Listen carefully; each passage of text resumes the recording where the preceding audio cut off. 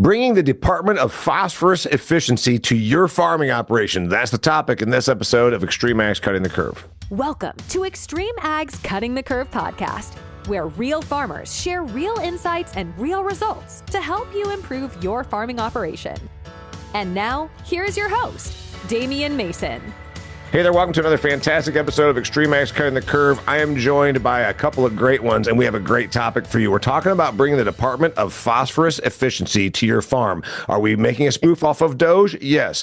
But you know what? There's a lot of things that actually cross over. We're talking about eliminating waste and bringing efficiency to improve your bottom line. My version of Elon Musk is James Patterson. He is here from AgroTech USA. He is joined by everyone's version of President Trump, Temple Rhodes. Okay, I'm kidding. Temple Rhodes, as you know, is a founder of XtremeAg, one of the guys of XtremeAg, I'm sorry. And he's been dealing with phosphorus scrutiny, applied phosphates, that is, since the late 80s at his farm along the Chesapeake Bay in Maryland.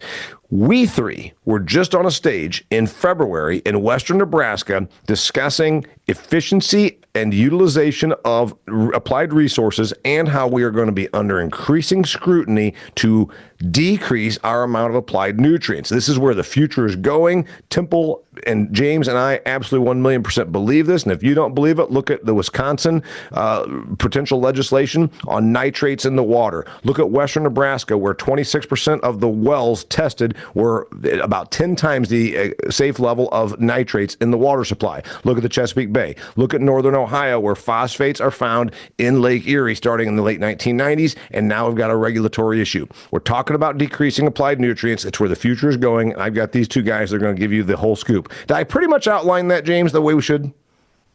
I think you got it good. I mean, we're talking about the environmental side here, and the environmental side is obviously driven through inefficiencies. What we're talking about there is we're talking about cutting waste. So right now, everybody's talking about cutting back and where can we get to? Well, the first thing to cut is cut the waste first, and then that's where you start. There wouldn't be an environmental issue if there wasn't an efficiency problem with our fertility in the first place. And I think that's part of the conversation that we got to have a discussion on. And mainly it was focused around nitrates, but it's across all nutrients that we do. It's across all pesticides and chemistry that we use as well. Efficiency is key when it comes to profitability. And then obviously you're eliminating waste in that instance as well. So, well, the problem really is, James, I mean, think about this. Damon, you think about it too. What is waste? Does farmers really know what waste is? That's the real problem. What is the waste? Okay, well, let's go with this. And you guys are a lot closer to it, more agronomically dialed in than I am. But I read an article about a year ago, and I was in one of the presentations that I think was involved with XtremeAg, where a person that is in the crop nutrients business said about 35% of applied nutrients get into the plant. And I think particularly we're talking about macronutrients, nitrogen and phosphorus being the two most important ones. Right. So if you're only talking about 1/3 of what you throw out there getting into the plant, we're wasting 2/3 of what we put out there. No smart business gets ahead by overlooking 2/3 of your expense going literally down the drain or into the water table or volatilized or whatever.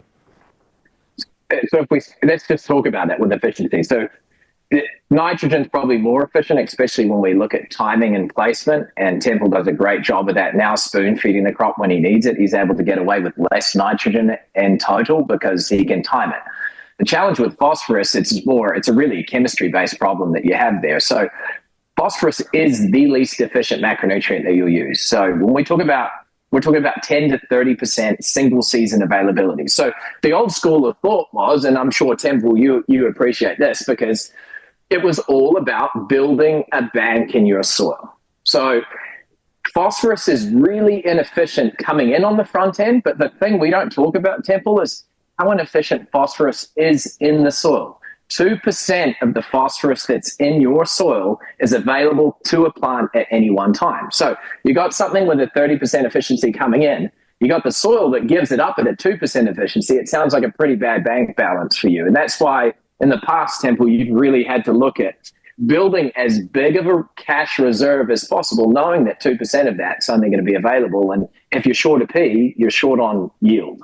Incidentally, there's going to be, hang areas. on, Dimple, I think it's important. The person that's listening to this is going to, their BS meter is up, and they're going to say, well, James Patterson's with AgroTech USA, and they've got their whole product lineup. Much of their product lineup is about phosphate efficiency or phosphate maximizer. Well, that's true. But here's the thing that I have learned by working with guys like Temple and the XtremeAg guys.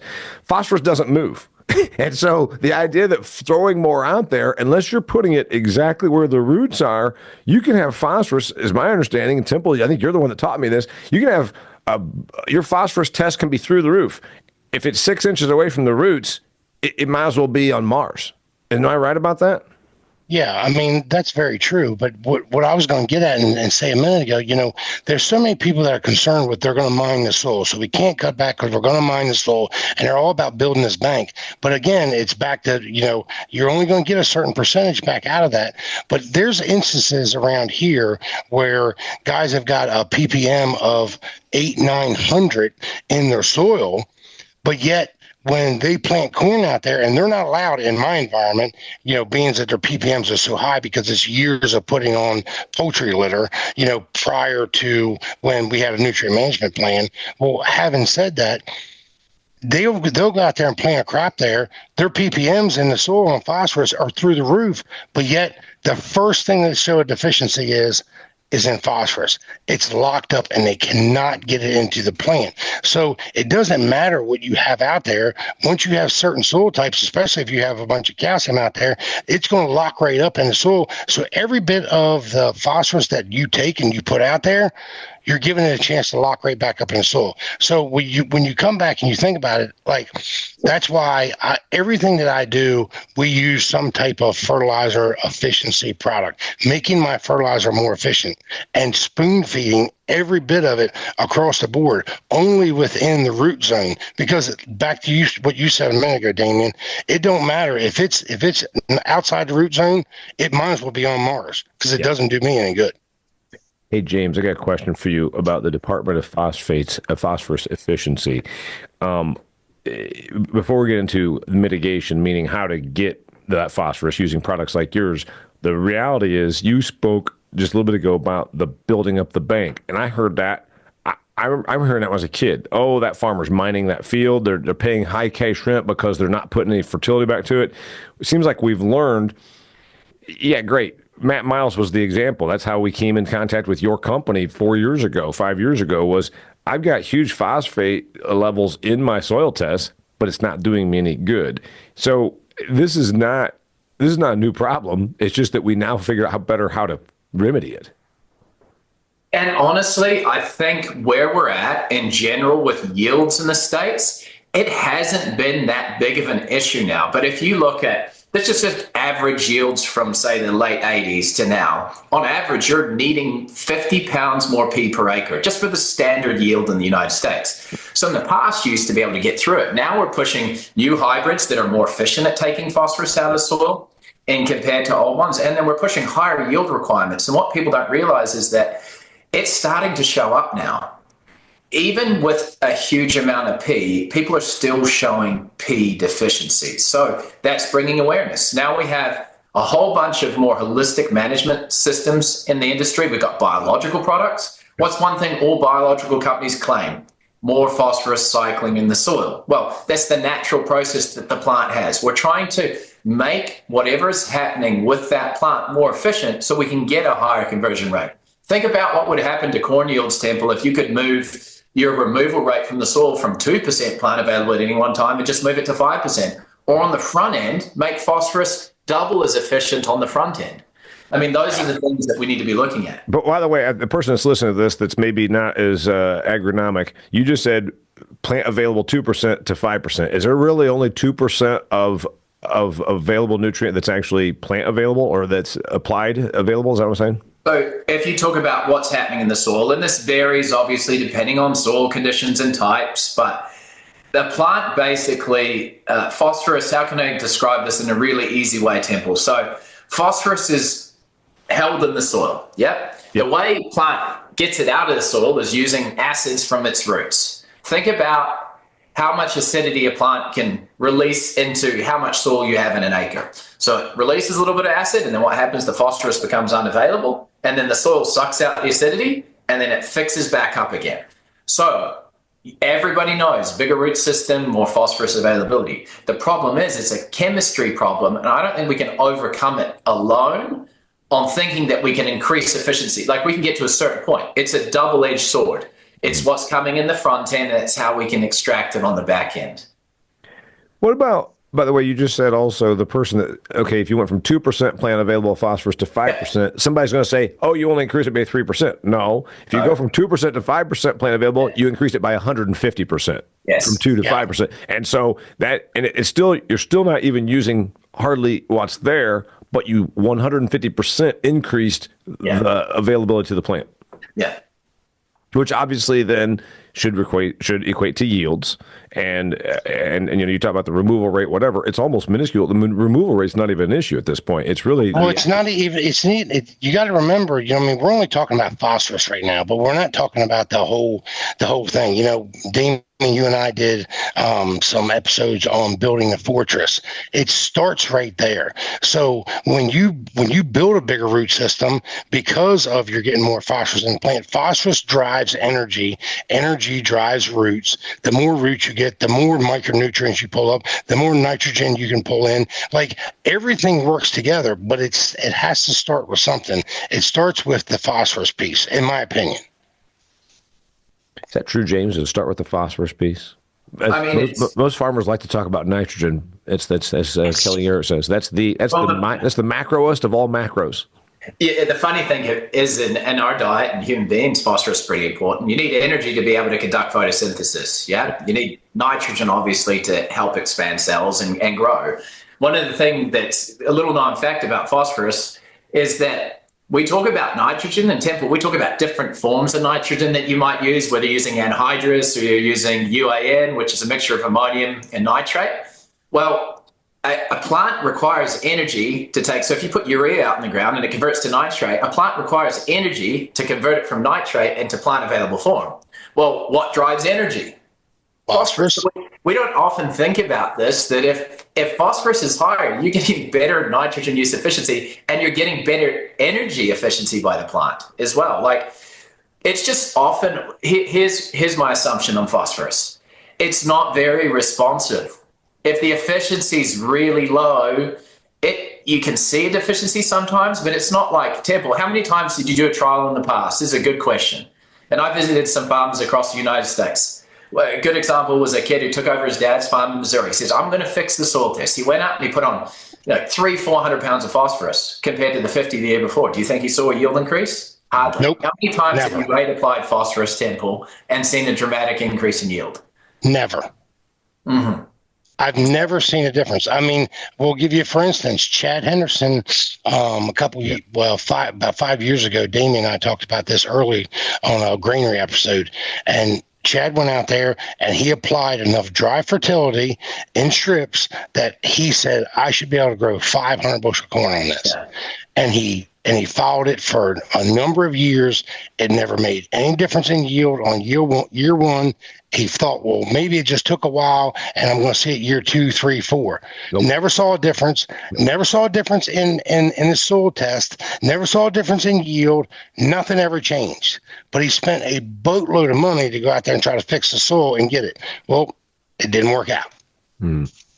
Hey, by the way, for the person that's saying, okay, how are you measuring this? Like when James talks about going from 2% available to 5% or any of those kinds of things, the soil, because the person that's saying, being critical or maybe skeptical about what we're saying here, they're saying, my soil tests are fine. My soil tests are fine. And you would say, sure. So was Matt Miles. And that's when he came up, is because he tissued and then ultimately now sap samples, and you're finding out that it's not getting in the plant. So when we talk about Department of Phosphorus Efficiency, you can have all the damn phosphorus you want, but if it's not in the plant, and really now with sap sampling, is that the way to find this out? Both of you guys can comment about that, because tissue might be still good, but is sap the better way? I mean, I think there's a lot of different tools that we can use. I think at the end of the day, there's more of a model of response on your farm. So, I mean, look at the way we test soils, okay? So, Temple, a wheat plant has a root system like this. A corn plant has a root system. Your root system might be, I can't put my hands around it, but And you're telling me that a soil test is based upon acid extraction, theoretically, on what a plant can release in a 24-hour period. Well, what plant? Yeah, so, and what genetics, like the genetics today, even on the corn side, are much more efficient at getting phosphorus out of the ground. That's why some of these mining studies are really interesting. And we're not even talking about the P that doesn't show up on the immediate soil test. The legacy phosphorus, like Brazil's looked at, if someone could figure out how to access the legacy phosphorus in the soil, you wouldn't need to apply phosphorus. There's plenty of it there. So when you talk about being able to measure things, we measure it on the back end. We can see phosphorus, Temple, purple leaves. You can see it. When you've seen it, it's already zapped your yield. Yeah, right. It's too late. It's too late. So by the way, Temple, that's the other one that if your say corn plants are purple, the damage is done, right?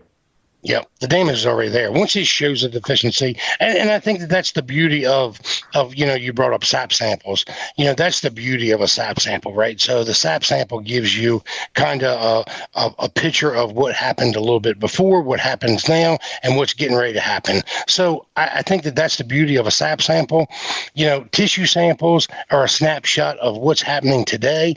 But the good part about a tissue sample is if you are somebody that has tissue sampled over years, you've kind of know what that bell curve of exactly what that plant needs at any one time. If you can get in front of those things, all of those things make a difference. There's a nutrient uptake chart. We talked about this when we were out to Nebraska.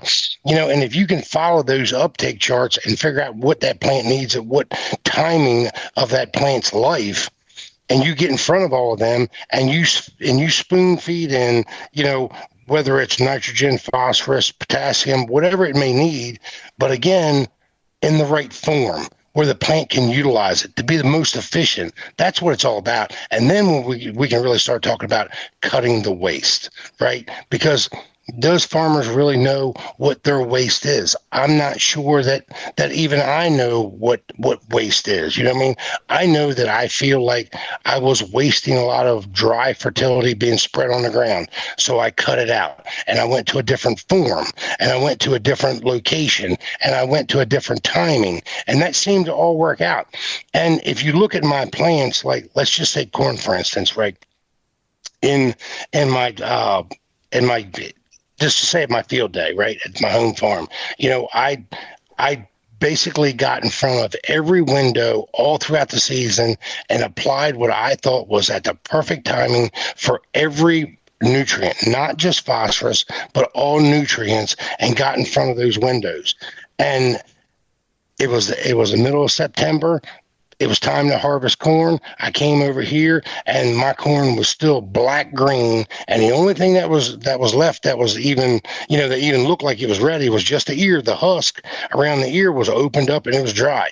But the plant was completely black green. That means it had plenty of phosphorus. It had plenty of sugar left in the plant. It had plenty of nitrogen. It never fell short of anything. And it carried itself all the way throughout season. That was the best. I lengthened my grain fill window, right? Because it never ran out. That's where this thing works out at. And come to find out, I go in there to harvest it and it looked like I was chopping silage, but yet it was testing 21%. So it was fairly dry, and we couldn't get over how dry it was. And that's how it's been for the last couple of years with us. And that is without applying any dry fertility up front. That is just getting in front of each one of them windows and treating the plant. We keep talking about balancing the soil.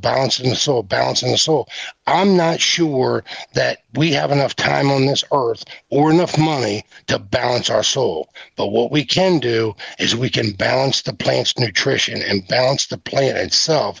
I know we can do that.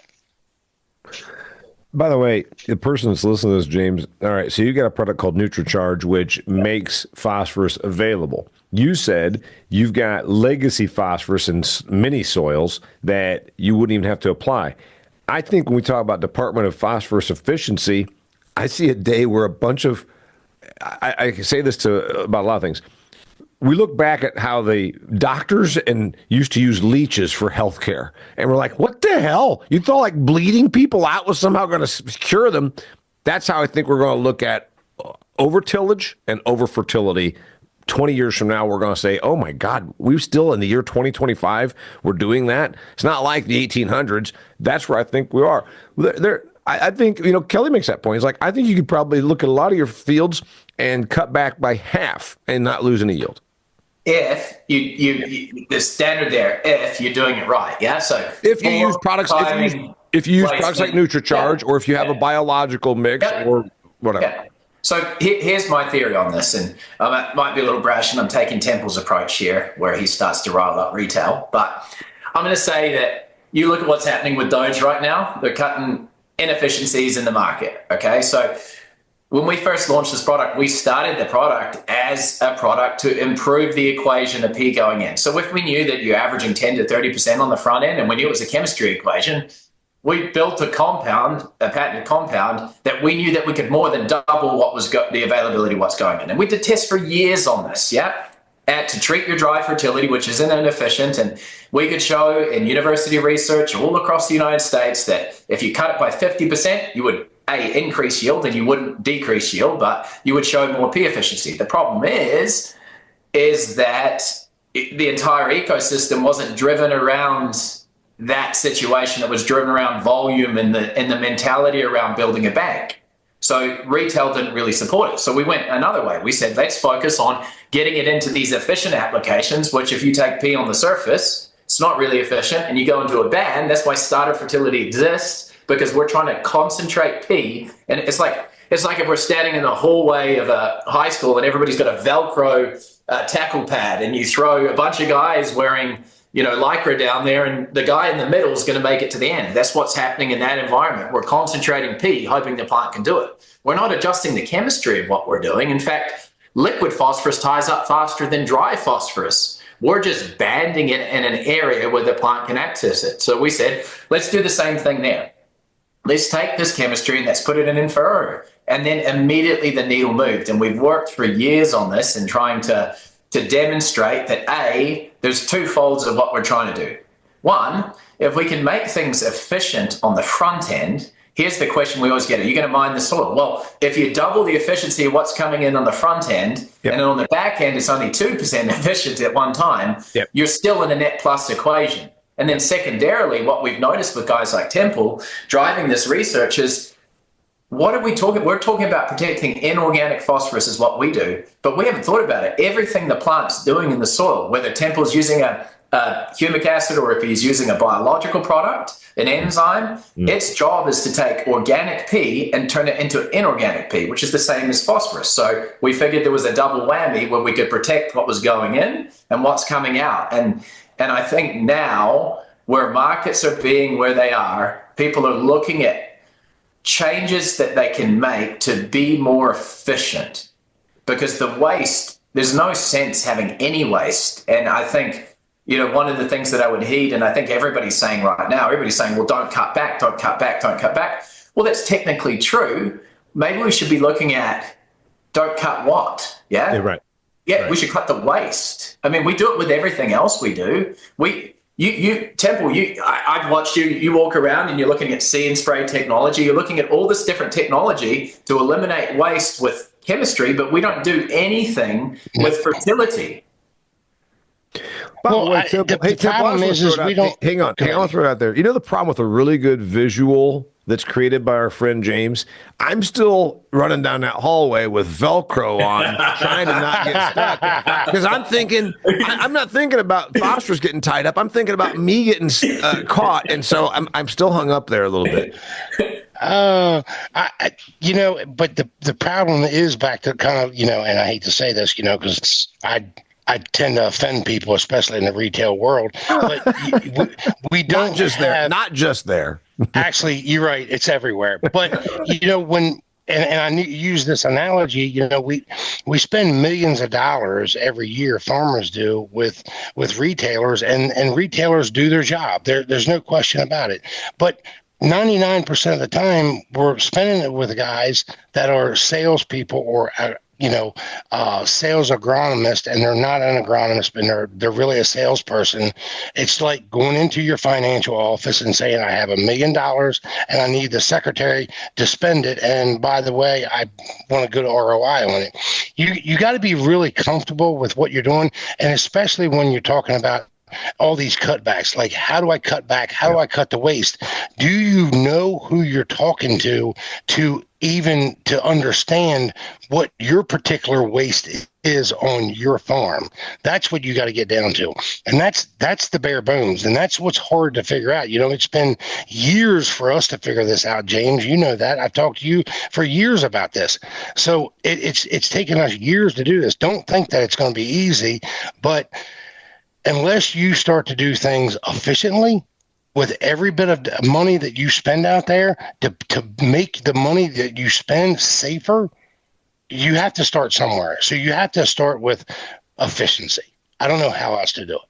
Well, and just like a kind of unrelated but related subject, you noticing that you had a pea problem and us working together to address the chemistry, and it didn't cost a lot to do that. Yeah. So it was $5 an acre, I think you introed into it. What was it doing for the efficiency of everything else in your program? That's the thing we don't talk about. Well, see, we never talk about that. You know what I mean? Like when you start to talk about our tissue samples, like the very first year that we did this, again, we started with in furrow, and then I went out on a limb and I put it in places that James said, no, we're not ready for that. Don't do that. And I did it anyway. So I put it in my early side dress and then in my wide drop. And I was dropping it here, there, and everywhere just to see where I could. Honestly, what I was trying to do, James, is I was trying to make it fail. But it didn't fail. It kept giving me more ROI. So I was all about it. But when we first started doing it, we would get these increases in our tissue samples that were, anywhere between 18 to 35% over the check, where it was right alongside of it. And every time that we made another application, we would open up that window. So it was like we were making more phosphorus available, but it wasn't just phosphorus that we were making available. We were dragging up all the rest of the stuff as we went. Again, if you make the plant efficiently get phosphorus into it, it builds itself a bunch of energy. Then it can go out there and look for the rest of the micronutrients. I mean, we were getting increases in zinc, calcium, they were all following. But I think the only thing that I saw over all these years was we were getting a downturn once in a while, late season, we'd get a downturn in potassium.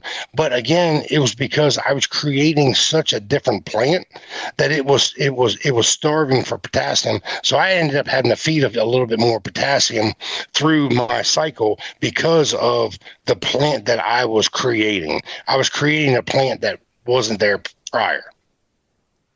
Hey, I got a question about phosphorus efficiency, James. Obviously you would love it if everybody just use NutriCharge. That's your product. Yeah. But there really aren't. It's not like there's 50 products. There's a whole bunch of stuff now that's claiming biologicals or amendments that are saying we can help you reduce nitrogen. It's less on phosphorus because it's just a more limited area. Am I right about that? I do think there's a lot of things on phosphorus. I just think the challenge that you have, it can be easier to move the needle on the nutrient. It's really inefficient. So, the one thing I will say about wait. This is the equivalent of going to USAID and finding literally $100 billion, and none of this was actually going where it should have. I mean, this is all waste. It's all waste. So you're saying basically on phosphorus, that's the most easy waste to find. It's the easiest to identify. It's the hardest to move the needle on because it's not a singular thing. Yeah. So why we may say our company focus on chemistry to protect chemistry. Yep. That's only one part of the puzzle. And here's the big thing that I would say. As we've gone into the market, our most successful partnerships are with companies, and they will be the first to admit it. Everybody knows with biological products, they can cycle phosphorus. Okay. They cycle it into a form that's the same form as your fertilizer. The problem is the chemistry in the soil wipes it out really quickly. So everybody will say, look, we can keep it available. So you've got one side of the spectrum that focuses on the biological health and getting more out of the soil. The chemistry in the soil limits you from reaping the reward of the investment you do to make it available. What we've really found interesting, and we can do this with other products. You can do it with sulfur in the market, but again, if you use acids and sulfurs and things like that, they buffer out. We engineered our chemistry to protect chemistry. And at the beginning, we were going after it singular. Yeah, let's just focus on inorganic P on the front end, and we'll talk about that. What we figured out is the guys that have pushed the needle and developed the best ROIs are not just using one product for P. They're not just using NutriCharge. There are guys like Temple that are using biological products to increase the cycling, and then they're extracting more value from our application, and we're extracting more value from their application. I think when we figure out that this is not a singular approach, that it's a systems approach, that's when everybody wins. Temple. Yep. He said it. Systems approach. It's what we hear at XtremeAg all the time. And I actually had to ask. I actually had to do an episode. I said, "What's that mean?" So I'll give you a for instance. So he's exactly right. So a couple years ago, we put some biologicals in with NutriCharge, and we were getting this synergy. And I took it to James, and I was like, man, there's something going on here. And it just so happens that farm had chicken litter applied on it. And James and I started talking about this. So James came up with a new product, and he brought it out to us to use the next year. Well, I took some to a friend of mine that he had a situation where he put the new product, and it was NutriCharge release, and it's a biological, an acid, and NutriCharge all in one jug. And well, it's dry powder, and you have to wet it down, whatever. So he took it out there, and he streamed it on with just water, no fertility whatsoever. Yep. And streamed it on to try to get some manure, because he had huge values of P in the ground, but he couldn't get it. And he had a lot of litter on the ground, but it wasn't getting into his corn plant. It was always tied up. So he did that and put it against regular fertility, put it against chicken manure, and put this out there and had checks in there. It was 30 bushel. Like it's a number that we really shouldn't even talk about, but it was side by side 30 bushel. And we went out there and took pictures of it, and it was phenomenal, the difference. And all it was we unlocked the phosphorus and unlocked some of the other nutrients in the ground, sucked it into the plant, and that plant got off to a way better start, and it made 30 bushel. I mean, nothing else changed. But we didn't even want to make that product, Temple, because you were trying to tell that the issue that we had is like, we're very complementary in the industry, and we're always trying to find a fit into a systems. Yep. So we would try and position this to people, and people would just say, well, you don't need to use NutriCharge, just use biology. So we got tired of it, and we said, all right, we'll make a product where we put two together so we can show how it works. Yep. I think that's the key part of this thing, is that it's not singular. And I know they say systems all the time, but when it comes to phosphorus, it is such a hard thing to overcome. You can't do it with one thing alone. All right, I want to go to the thing I just saw on our XtremeAg Facebook page, a person typical closed-minded, looking for a fight. Some guy from Kentucky starts popping off that I found somebody I'll never need to listen to again, because Kelly Garrett was just essentially saying, you know what, in a tight economy, you probably could lose some fertility spend, and it's because it's not doing you any good anyhow. And oh my God, typical closed-minded. Yeah. Oh, you can say that because you're in Iowa. It's the old thing. That won't work here. Farmers love to say that. In general, Temple, if you were coming around from the Department of Phosphorus Efficiency to Average Farm USA, is it safe to say they're spending 20 to 30% more on phosphorus that they're not even getting any benefit for? I can tell you this much. I don't know how to say this without sounding arrogant. I don't mean this to sound arrogant, but we've been dealing with, phosphorus and nitrogen regulation around here for going on 3 decades here. And if anybody was going to mine the soil, we would have done it by now For sure. Yep. I mean, for sure. We are growing as good or better crops than we ever had on a lot less fertilizer with CECs that are below a 4 and organic matter that is below a 1. So in my opinion, if we can do it here, I think that you can do it anywhere. I mean, in my opinion, there's the farmers in the Delmarva area have done an exceptional job of decreasing fertility and still are willing to decrease fertility every year to maximize ROI. And that's what the name of the game is. James, you see that? By the way, we were on stage in Gehring, Nebraska. Got a nice audience. We had them worked. I mean, totally. They loved us. And then at the end, Temple had to do that thing where he had to brag up the Delmarva farmers. And so they ran us out of town. 3 guys came at us with pitchforks. 1 guy had a gun. And if it wasn't for me and James being probably specimens, I mean physical specimens, we might have lost our lives. Just athletes. Anyway, take the illustration and, of course, the self-congratulatory Delmarva farmers are the best in the world. But his point is being very... I didn't say that they were the best in the world. I'm just saying with you. We've dealt with it a long time. Okay? All right, so to close this out from James, what his point is, if you go 30 years on a phosphorus reduction in CEC soils sub 4, sub 1% organic matter, meaning there's sand. We've been there. It's a lot of it's wind blown. It's a beach. Some of it. My God, it's next to the Chesapeake Bay. If you didn't mine out the soils there, then what are you afraid to experiment with? Whether it's in western Nebraska or Kentucky or anywhere else in Ohio, Indiana, Nebraska, you start naming the places, right?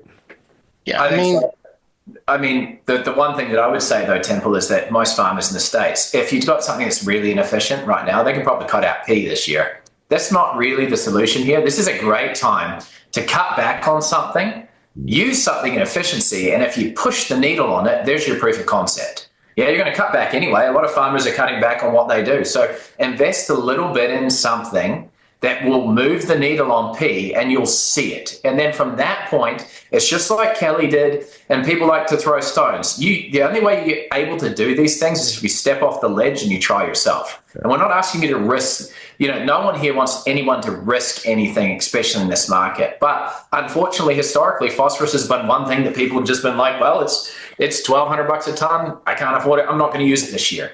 All right. And most likely in a lot of areas, they can still grow a good crop. Yep. They're missing the point, though, because all they're doing is validating to themselves that they've been using something inefficient anyway. So that it's this. They start to look at things on a more efficient level. Temple and the Delmarva has proven that they can do it with thorough. And by the way, the best part is you stop spending the money.